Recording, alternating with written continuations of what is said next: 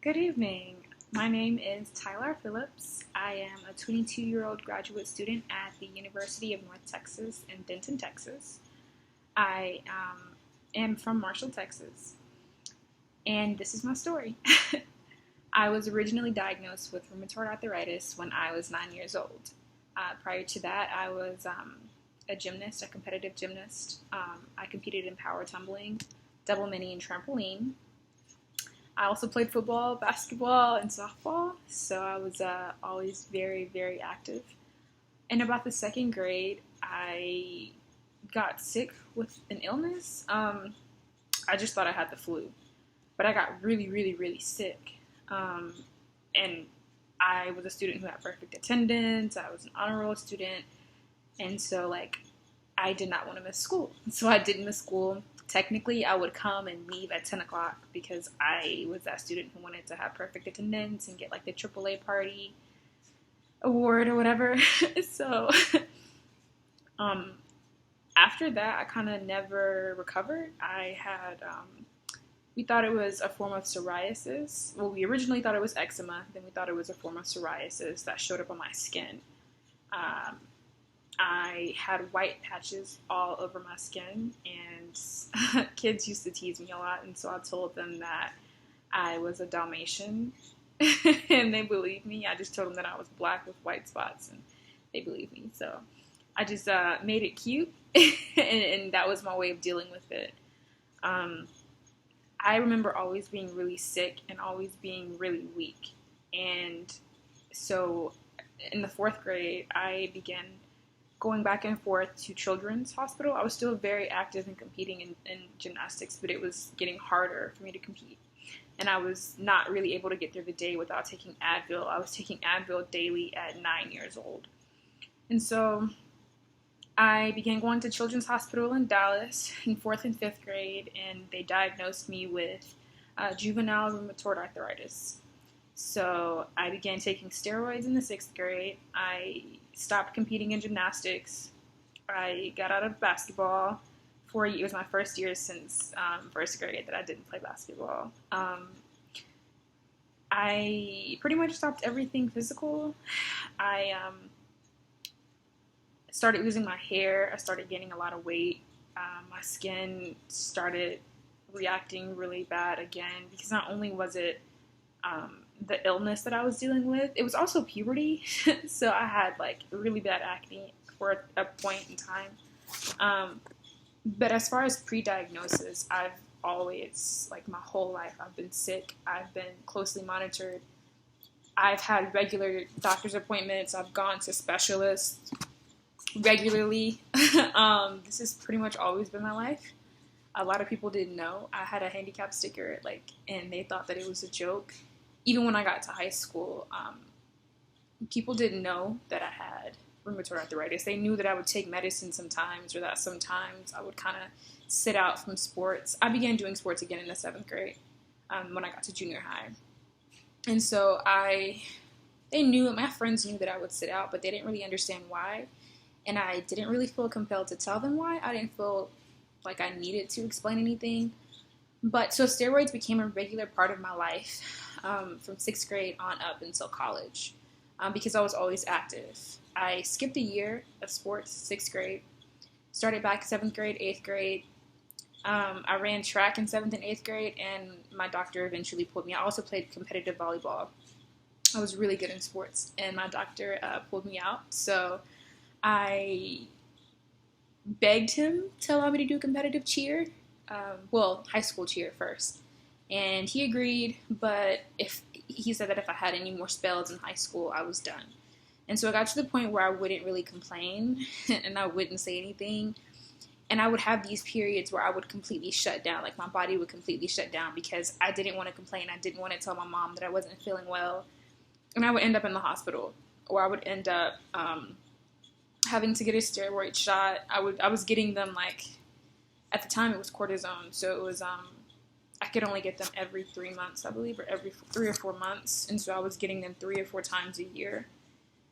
Yeah, and so it was definitely a rough experience mentally, but it got to the point where I started pushing it out of my mind and I stopped thinking about it, and it became so normal for me to just kind of be in pain sometimes. And so yeah, I just pushed through. I even I graduated. Well, when I graduated high school, I planned to compete or participate in cheer. I made Grambling State University the cheer team for Grambling State University.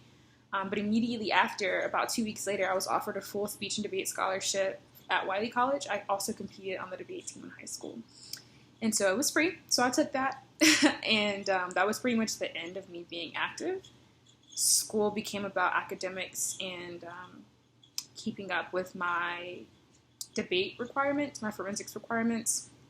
And so I would still work out on the side. I would jog here and there, but because I wasn't as active, it was hard. It became hard.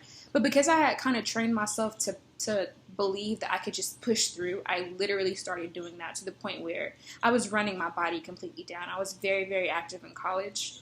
I was an SGA, Student Government Association, pre-alumni council. I became the national representative for the United Negro College Fund. So I was the Miss National UNCF.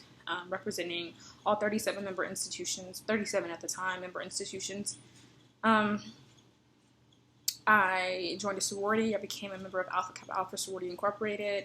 I became the president of the chapter. I was active in NAACP. And so I was always running, always going, not really taking a great care of my body. Fast forward to 2019. I shut down completely. I shut down in 2019. Right before I graduated, I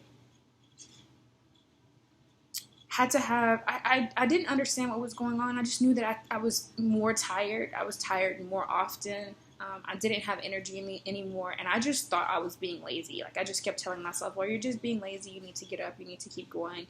You need to push yourself. Drink some more coffee. Drink a Monster. Drink a Red Bull. Like, you'll be okay.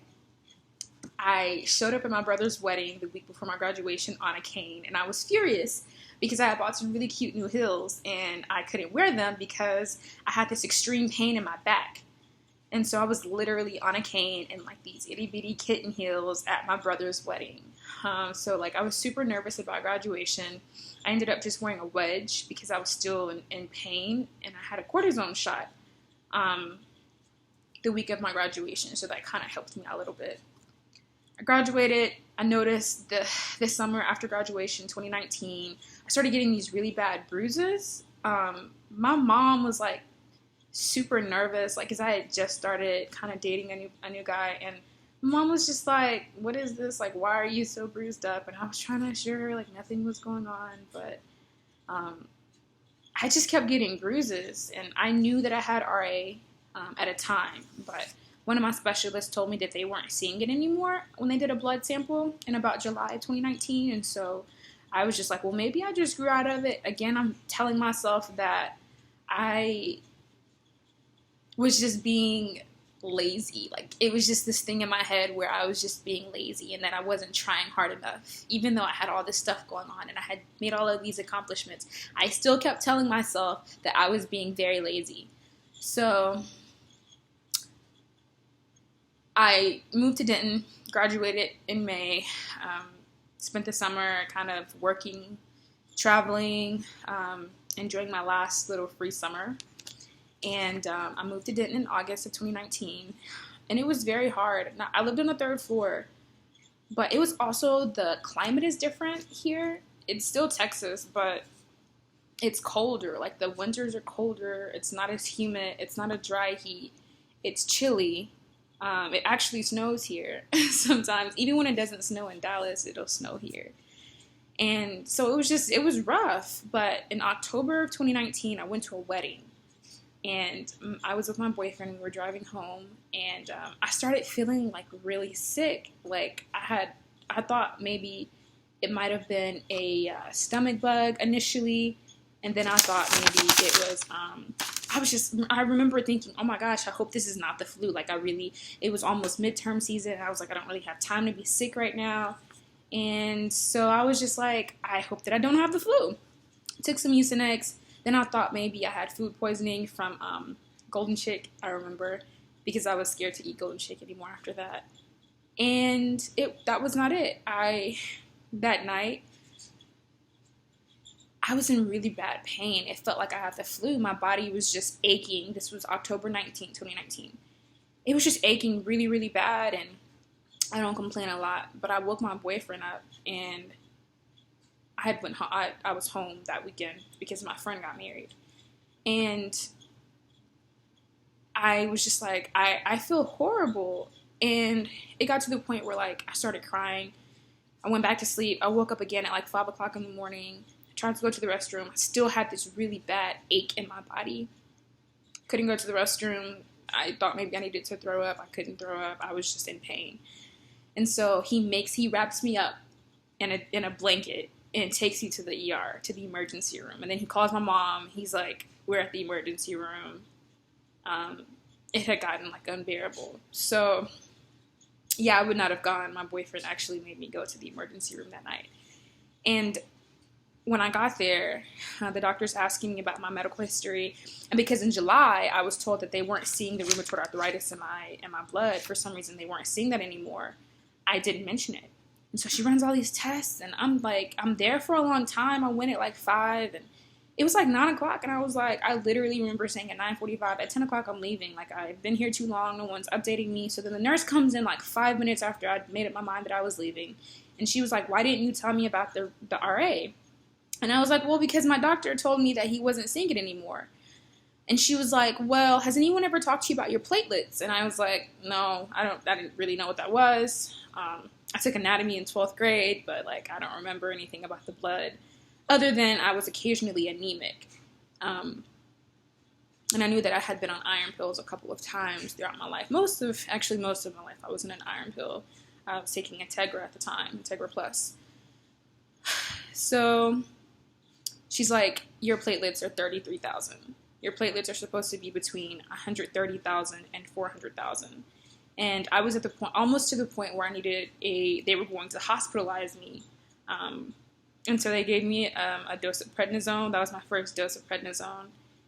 I had to take them a descending, so I would take 6 and then 5 and then 4, 3, 2, 1 until they were gone every day. And that was October. So things just kept getting worse. I kept getting sick. I kept feeling sick. She introduced the idea of ITP, idiopathic thrombocytopenia purpura. I didn't have an official diagnosis. I didn't go back to a specialist. I didn't follow up. I moved to Denton. And so I didn't have any doctors here. I was in grad school. I'm in grad school. I didn't have time to go home. And so I just kind of dealt with it. Kept getting sick.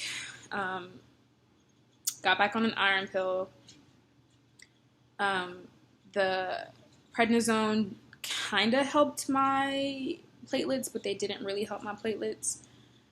December, kept getting sick, kept having these infections, kept just being super tired and super weak. January 2020. I ruined New Year's with my boyfriend. We went out to eat, got some food. We were going to watch the fireworks. Body shut down, had to go home. I was super weak, super tired. Ruined Valentine's Day. We went out to eat, got something to eat. Ended back up in the hospital, in the ER on Valentine's night. And we thought maybe it was my gallbladder. So we're like, okay, well, I know I have this blood issue. I know I have rheumatoid arthritis. Now I need my gallbladder removed. So I came back to Denton, kept getting sick. The doctor recommended that I see a GI when I went to the ER on the 14th, on February 14th. And I just didn't have time. And it was also midterm week. Again, we were getting ready for midterms again. Second semester in a row where like my sickness pretty much ruined everything that I had going.